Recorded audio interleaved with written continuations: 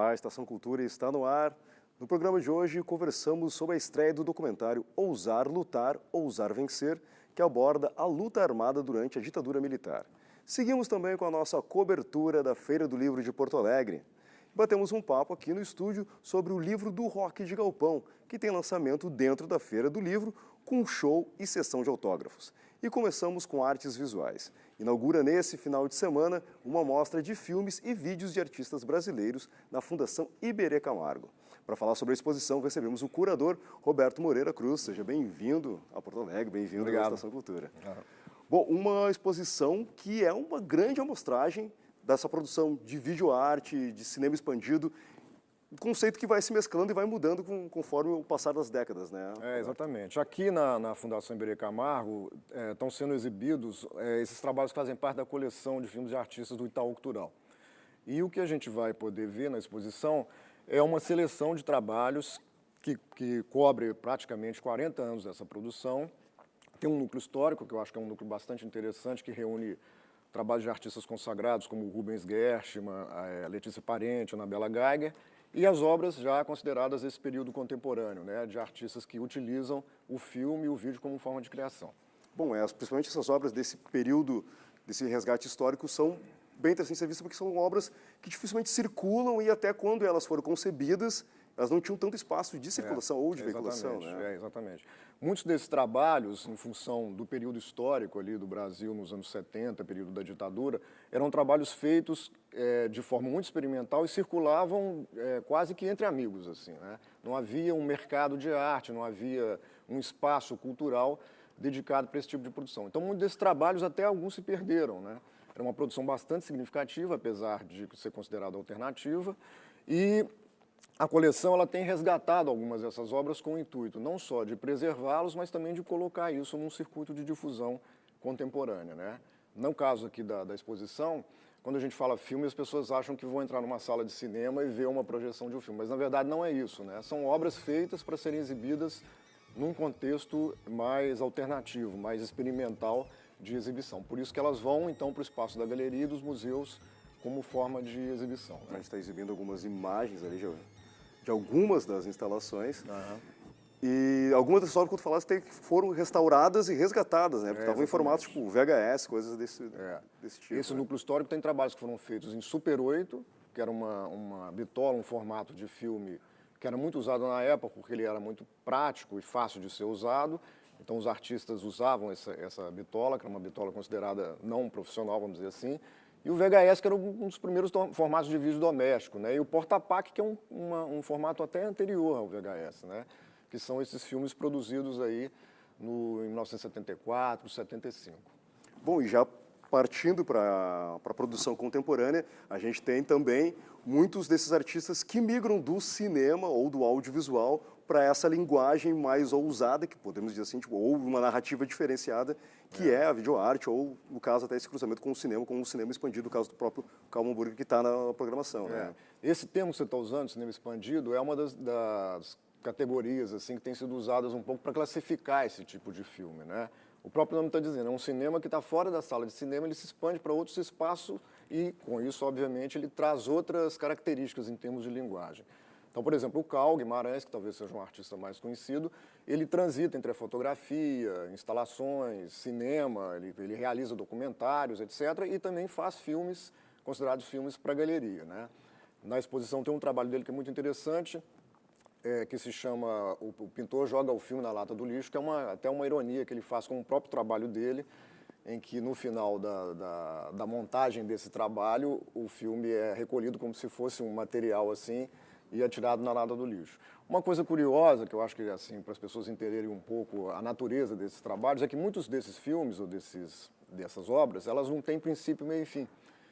Por estarem num espaço de um museu, de uma galeria, você circula livremente por ali, você não está sentado numa cadeira assistindo esses trabalhos, então você é um pouco também um co-criador desses trabalhos, porque você pode fazendo as suas escolhas, você permanece o tempo que você quer diante de uma obra dessa, então tem solicita um outro tipo de participação do público, né, em relação ao conteúdo dos filmes. Bom, para acrescentar, tem também convidados regionais, gaúchos, que estão participando da mostra também, né? Exatamente. Aqui, para a exposição da Iberê Camargo, nós convidamos 4 artistas gaúchos que não fazem parte dessa coleção do Itaú Cultural, mas que são artistas muito importantes nesse contexto da produção desse cinema expandido, né? Então, é uma possibilidade de estabelecer um diálogo entre essas obras desses artistas que estão presentes na coleção, que fazem parte um pouco desse contexto histórico, com uma produção contemporânea de artistas aqui do Sul. Obrigado, Roberto, pela sua presença. Certo? Obrigado a você. E lembrando, filmes e vídeos de artistas do acervo do Itaú, de sábado até o dia 21 de fevereiro, na Fundação Iberê Camargo, lá na Padre Cacique. E a Feira do Livro de Porto Alegre recebe a imprensa de todo o Brasil. Vamos conferir agora a entrevista de Nilton Silva com o jornalista e poeta de Brasília. E uma das presenças aqui no livro é o músico, poeta e jornalista Anand Rao, ele que é editor do site Cultura Alternativa. Tudo bem? Como é que você está vendo essa edição da Feira do Livro? Um espetáculo. A Feira do Livro de Porto Alegre, ela é um verdadeiro espetáculo para o Brasil inteiro. Mais de 50 edições, sempre realizada. Por exemplo, recentemente em Minas Gerais você teve uma feira na 30ª edição, você entende? Que não pôde ser realizada, quase que teve o Silvestrin, o Silvestrin estava lá, você entende? Então, a Feira do Livro de Porto Alegre é uma marca para esse país. E o Cultura Alternativa, que é o site que eu edito, a gente sempre está aqui cobrindo há 20 anos, você entende? Olha só que interessante. E a feira tem uma dinâmica própria, além de ter estúdios de TV e rádio no meio de uma feira, na praça. Isso é a diferença, você entende? Você tem uma dinâmica de lançamentos de livros na Praça de Autógrafos, que é um verdadeiro espetáculo, você entende? Um livro de programação, uma revista, né, com não sei quantas páginas. Eu acho essa feira um verdadeiro espetáculo. Anand, qual é a proposta editorial do Cultura Alternativa? Olha só que proposta louca, ó. Pautas que são refugos, você entende, na grande mídia. Por exemplo, a grande mídia não quer publicar uma sugestão de pauta vindo de uma assessoria de imprensa, e a gente publica. Nós estamos hoje com 20 mil acessos ao dia, 600 mil ao mês, só incluindo não só a pauta de refúgio, como as pautas que nós fazemos. Eu redijo. Além disso, eu sou músico e escritor, você entende? Então, além de ser editor desse site, que utiliza pautas de refúgio e produção própria, eu estou compondo, por exemplo, agora músicas, nunca vi as pessoas. Silvestrin é um... Ricardo Silvestrin, poeta gaúcho. Silvestrin, Ronald, que é do mesmo Poets, Mário Pirata, Carpinejar eu musiquei, Canalha, que é um conto famoso dele, e sempre nosso contato foi via Facebook, foi utilizando também o SoundCloud. Eu faço uma parte da música, boto no SoundCloud, ele vai à prova, é uma loucura. E aí, por exemplo, cultura alternativa, música, aí vem a pauta de poesia, que eu escrevo livros de poesia, e agora eu estou escrevendo um livro em interação, eu disponibilizo o livro, eu escrevi até a 15ª página, disponibilizo para as pessoas criticarem. O cara critica dizendo, não tem muito ritmo os poemas, aí eu falo,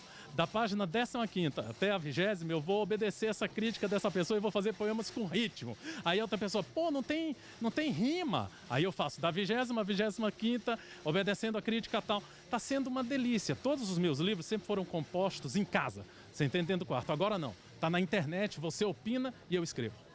Anand, quem quiser conhecer o teu trabalho, então vamos começar assim pelos links, né? Cultura Alternativa. www.culturaalternativa.com.br é o link do Cultura Alternativa. Muito obrigado pela tua participação aqui na Feira do Livro. Sucesso nessa cobertura do evento. Obrigado a vocês. São uma marca não só no Rio Grande do Sul, como no Brasil, com a Estação Cultura e com todos os programas que você tem na área cultural. Parabéns. Muito obrigado. É com vocês aí no estúdio. Muito bem, Nilton. E na próxima segunda-feira estreia o documentário Ousar Lutar, Ousar Vencer, que aborda a luta armada contra a ditadura militar no Brasil. Converso agora com o Guilherme Fernandes de Oliveira, responsável pela produção. Seja bem-vindo aqui na Estação Cultura. Muito obrigado. Queria agradecer em nome do Correria o convite, também a oportunidade de poder estar falando aqui na TV Pública. Bom, falar em TV Pública, vocês que trabalham com a questão também de democratização da informação usando a internet como veículo para uma mídia alternativa, né? O Correria tem esse propósito, né? Tem essa proposta e a gente acha que se não fosse nós a divulgar esse capítulo da história no Brasil, não seria outra mídia, né? Porque o que a gente tem visto até agora sobre o que se fala sobre a ditadura é muito raso e quando é falado é muito sobre a luta que a pequena burguesia, a classe média alta fez, mas pouco se fala daqueles bravos heróis do povo brasileiro que pegaram em armas e se entregaram de corpo e alma na luta contra a ditadura civil-militar, né? Os nossos personagens são oriundos, né, do campo, muitos são operários também, candangos, o próprio Lamarca, né, que a gente faz o documentário em homenagem ao Carlos Lamarca, que foi capitão do Exército, saiu do Exército e aderiu à luta armada, era filho de sapateiro, né? Então, coisas que as pessoas não sabem, e eu acho que isso tem muita carência para que o povo brasileiro saiba que existiram e existem nesse país verdadeiros heróis, né, que entregaram suas vidas na luta pela democracia. Bom, e também tem uma questão acho que é interessante que o documentário parece que aborda, que é uma desglamorização dessa questão. Então, é como a luta armada realmente foi ferrenha, foi dura e sem esse glamour, mostrando realmente a parte mais, podemos dizer assim, mais cruel dessa história, a parte mais real da história, né? Sim, a gente tem como personagens alguns que foram linha de frente da luta armada contra a ditadura, né? Então, a gente narra, por exemplo, episódios que até hoje não foram narrados, como o justiçamento do capitão norte-americano Charles Chandler. Ele era um veterano de guerra, né? Ele esteve no Vietnã, e pelos Vietcongs ele foi condenado à morte. A CIA soube, tirou o Chandler do Vietnã, condecorou ele com honras militares nos Estados Unidos e enviou para o Brasil para ensinar técnicas de tortura. E aqui no Brasil, Marighella soube da presença do Chandler, informou os camaradas da VPR, da Vanguarda Popular Revolucionária, que são os que participam do nosso documentário, e o Chandler aqui foi condenado à morte no Tribunal Revolucionário e foi executado, né? Então, pela primeira vez, esse capítulo da história que até agora não tinha sido abordado, vai ser revelado em detalhes. E como é que vocês buscaram as pessoas que participam? São ex-combatentes, ex-revolucionários desse período e também familiares de pessoas que morreram durante o período da Revolução. Mas como vocês buscaram essas pessoas e onde foram gravados os depoimentos? Sim. Bueno, tem algumas coincidências no nosso documentário que nos ajudaram a conseguir chegar nesses entrevistados, né? E uma delas é que o meu pai, Jorge Oliveira, era comandante militar da VPR e não só protagonizou muitas das ações que a gente narra, como comandou elas, né? Como bomba em QG, assalto ao hospital militar, que eles roubaram fuzis FAL, a casa de armas. E tudo aconteceu da seguinte maneira, uma coisa bem por acaso. Um companheiro de armas dele, que é o Pedro Lobo, que inclusive teve com ele nesse justiçamento do Charles Chandler, ligou para ele dizendo: olha, Jorge, eu estou morrendo, né? Estou com mais de 80 anos, estou com câncer, e antes do apagar das luzes eu queria te reencontrar para a gente fazer um balanço sobre a vida, coisa e tal, sobre a luta. Tem como tu vir aqui? Daí meu pai me contatou, coisa e tal, tem como ir em São José dos Campos, né? Lá em São Paulo, longe. E aí um camarada me ligou e disse: tu não quer ir no Congresso de Estudantes lá em Campinas? Deu, da ANEL. Disse: olha, se tiver uma carona para mim e para o meu pai, eu quero sim, cara, porque a gente está precisando para São Paulo. E aí a gente foi para São Paulo, foi para Campinas, de Campinas pegou um ônibus para São José dos Campos, e aí eu já fui com a máquina e já fui com o roteiro pronto para começar a gravar o documentário. Com o pai e o Pedro Lobo, com o Diógenes Oliveira e o Pedro Lobo, a gente gravou alguns depoimentos mais sobre essa ofensiva que foi da luta armada, né, das principais ações. E depois, quando a gente volta para Campinas, o Diógenes liga para a última comandante da VPR, que foi a Zenaide. Ela faz uma rearticulação ali, convida filhas de militantes que foram executados e outros militantes também que lutaram. E a gente segue as gravações em Campinas, né? Na verdade, as gravações são feitas em 4 cidades. Em Porto Alegre, né, onde a gente gravou também com o Biratã de Souza, também é bem conhecido aqui do cenário político gaúcho, que teve no Vale da Ribeira com Lamarca. Em São José dos Campos, a gente grava com Pedro Lobo. Em Campinas, a gente gravou com a Zenaide Oliveira, que foi a última comandante da VPR. A Inhaçandi, que é filha da Soledad Barret. A Célia Coqueiros, que é filha do Aderval Coqueiros. E depois a gente vai para uma 4ª cidade, que é Indaiatuba, onde está o José Nóbrega, que também teve no Vale da Ribeira com Lamarca e também faz narrações assim bem importantes e bem históricas sobre esse período da luta contra a ditadura militar. Bom, o filme as pessoas vão poder conferir a partir das 19 horas lá no Cine Bancários e também depois da exibição tem uma conversa com pessoas que protagonizaram essa história, não é isso? Isso, a gente agora, essas pessoas, esses guerrilheiros, eles estão ficando velhos e, claro, daqui a pouco podem não estar mais aí, né? Não estarão mais aí. Então a gente quer aproveitar também para prestar uma homenagem a eles. Então eles estão vindo de São Paulo e de outras partes do Brasil, ex-guerrilheiros, que vão estar nesse bate-papo a partir das 20 horas, logo após a exibição do documentário, para trocar uma ideia com quem estiver por lá no Cine Bancários. Certo, Guilherme. Obrigado pela tua presença, certo? Parabéns pelo trabalho.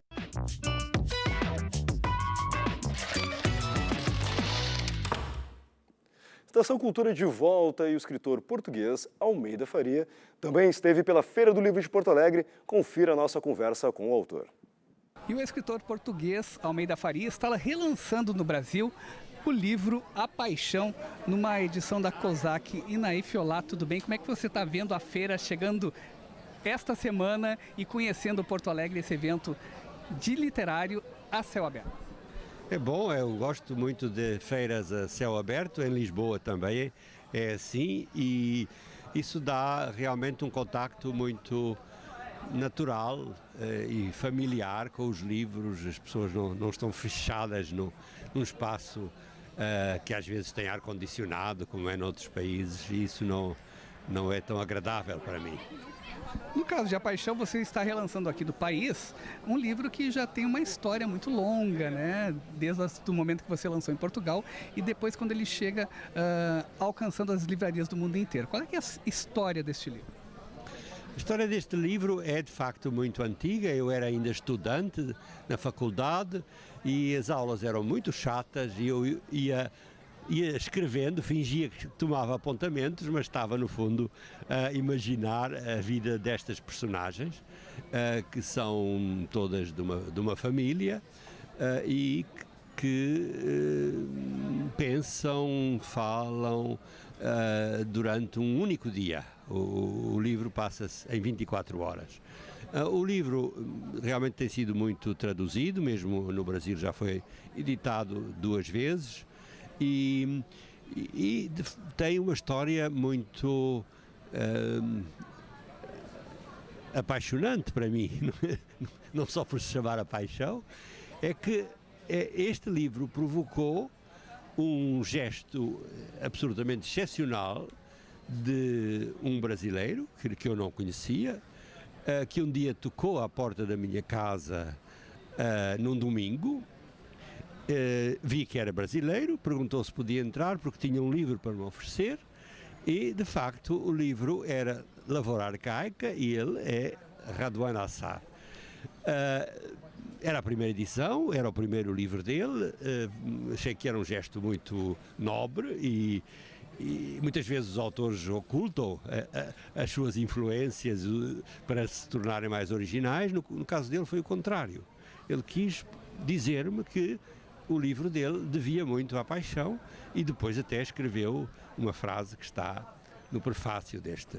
Pois eu até vou ler a frase que está aqui no prefácio, escrita por Raduan Assar, sobre a paixão. Ele diz: ao ler A Paixão, no início dos anos 70, entrei em imediata comunhão com essa obra-prima, a ponto de colar ao Lavoura Arcaica, sem qualquer pudor, certas imagens e metáforas daquele poema em prosa. Você considera esse livro realmente um poema? Bem, não posso ser tão vaidoso que considero um poema, mas tem aspectos muito poéticos, de facto. E por isso Raduan usou essa bela metáfora. É narração, mas também é uma narração por vezes muito lírica e as personagens vão desde a adolescência até... Há 2 irmãos que são adolescentes e há um velho criado da casa, porque é uma família arcaica, rural, que é muito velho já e que vive também junto da casa da família. E algumas dessas passagens são realmente bastante líricas e têm muito de sonhos, porque as personagens na parte da manhã vão acordando, todas, cada uma no seu capítulo, e algumas lembram imagens dos sonhos que tiveram. Esse aspecto é um livro realmente diferente do habitual e tem lados bastante líricos, é verdade. Almeida, você está já preparando outros livros? Estou sempre. Eu fui professor durante muitos anos, agora, como já sou muito idoso, deixei de ensinar e estou mais livre e estou escrevendo realmente. Para o ano espero ter um novo romance e vou publicando também pequenos ensaios ou contos. Vou aproveitar os últimos anos de vida para escrever o mais que posso. A sua relação com o Brasil, alguns escritores que fazem parte também da sua formação, assim como você fez parte dessa formação do Raduan Assar. É muito boa, eu gosto muito do Brasil, os meus livros aqui são muito mais estudados que em Portugal, inclusive é o professor Assis Brasil, com quem vou conversar esta tarde, participou de bancas universitárias em que estudantes defendiam teses sobre estes livros, e sempre que venho aqui, venho muitas vezes. O ano passado vim 2 vezes, fui a Paraty, depois no outono, no nosso outono, ou seja, em novembro, fui a Curitiba, e acho que virei sempre que me convidarem, porque eu gosto muito da maneira como os brasileiros veem a vida, que é menos melancólica do que em Portugal. Os portugueses são meio tristonhos, e gosto muito da literatura brasileira. Você perguntou quais são os meus autores brasileiros. Bem, em primeiro lugar, os poetas, o João Cabral, que eu conheci, e o Drummond, e depois o grande poeta da prosa, que é João Guimarães Rosa.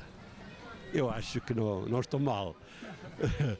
E o próprio Raduan Assar e alguns escritores da nova geração que eu também leio e admiro. Ok, muito obrigado pela sua participação aqui no Estação Cultura. E a gente volta no programa com mais informações sobre a Feira do Livro. É com vocês aí no estúdio. Exato, Nilton. Seguimos falando sobre Feira do Livro. Hoje o projeto Rock de Galpão tem lançamento de livro e show dentro da programação da Feira do Livro. Converso agora com o Thiago Ferraz sobre a produção desse mais uma obra do conjunto artístico Rock de Galpão, isso, Thiago? Isso, bom dia, Luiz. Bom, é sempre um prazer poder estar aqui, passando um pouco do que a gente anda fazendo lá fora, né? O Rock de Galpão agora fecha o case, então a gente está com o CD, o DVD e o livro, que é um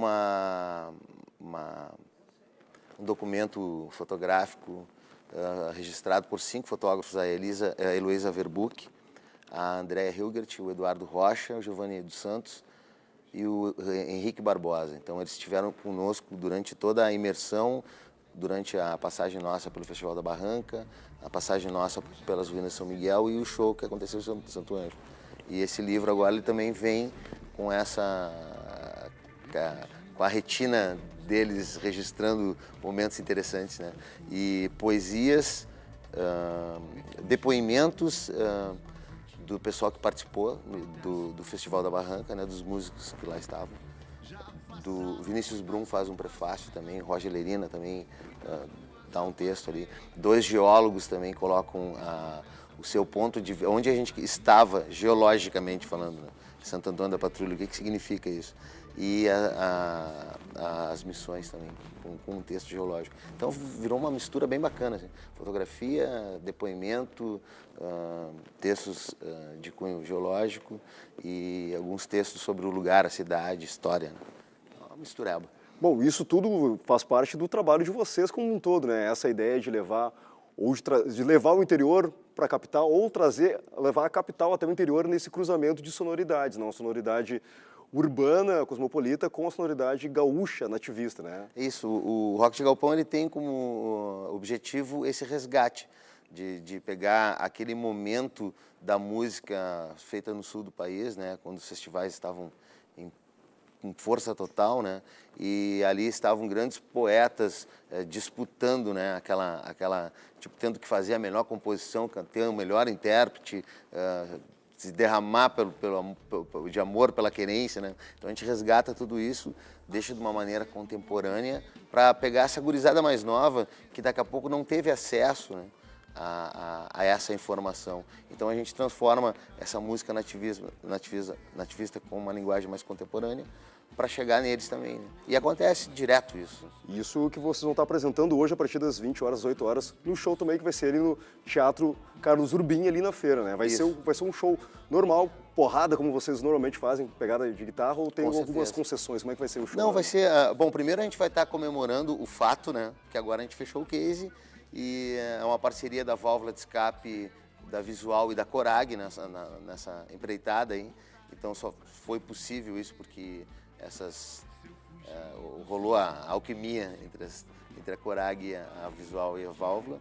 E a gente vai estar comemorando esse show, vai ter a sessão de autógrafos às 19 horas e o show às 20, sempre calibrado, que é assim que a gente entende que tem que ser, né?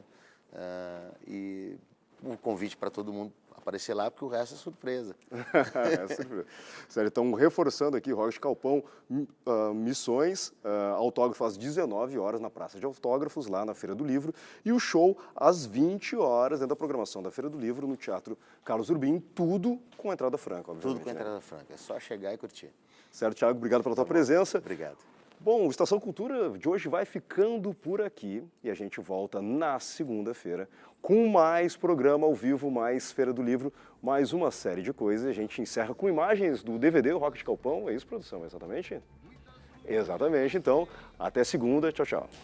Fiz promessa pro negrinho, coitadinho, por isso que te encontrei. Fiz promessa pro negrinho, coitadinho, por isso que te encontrei. Acho cedo, muito cedo, prenda minha, pra dizer que escureceu.